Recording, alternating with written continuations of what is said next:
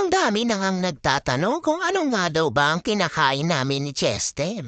Ang lulusog daw kasi namin, pwera usog. Eto ang kay Chester. At eto naman ang sakin. Wow!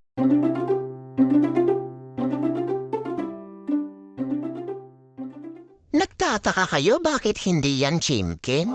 Nakakalungkot mang sabihin pero may allergy talaga ako sa chimkin. Kaya si Chester damay na rin.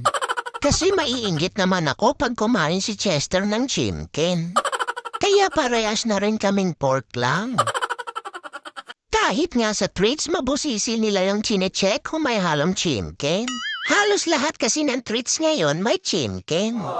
Si Chester naman, special dog talaga ang dating ang dog food. Kaya lang naging maarte na gusto daw niya yung patulad ng sa akin.